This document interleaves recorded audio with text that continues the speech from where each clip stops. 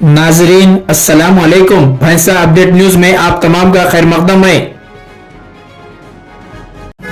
नाजरीन, ये बात 100% दुरुस्त है कि किसी भी इंसान की सच्ची लगन, मेहनत, जुस्तजू और जद्दोजहद कामयाबी की असल ज़मानत है।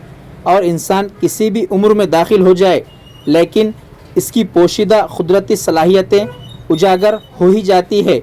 इसी तरह भैंसा शहर के जनाब अब्दुल अहद साहब मौज़िफ़ मुदर्रिस 64 साला, जो जारिया साल हज की अदायगी के फ़ौरन बाद रियासत तेलंगाना में 20 जून से जारी तेलंगाना राइफ़ल एसोसिएशन की जानिब से मुनक़िदा 12वें तेलंगाना स्टेट फ़िज़ाई शूटिंग चैम्पियनशिप मुकाबले में हिस्सा लेकर तीसरा मुकाम हासिल करते हुए तमाम को हैरत में डाल दिया।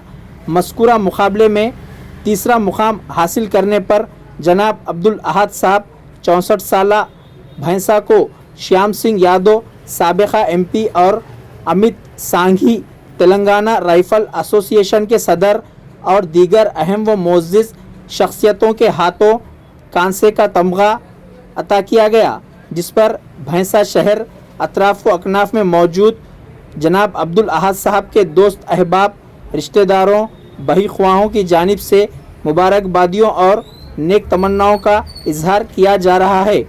नाजरीन, यहाँ इस बात का ज़िक्र बेमहल ना होगा कि जनाब अब्दुल अहद साहब 64 साला नस्ल नौ के लिए एक रोल मॉडल है, क्योंकि नौजवान नस्ल जनाब अब्दुल अहद साहब के जज्बे और लगन को सामने रखते हुए दुनिया के किसी भी मसाबकी मुकाबलों में हिस्सा लेकर अपना और अपने वालिदैन के अलावा शहर और मुल्क का नाम रोशन कर सकते हैं।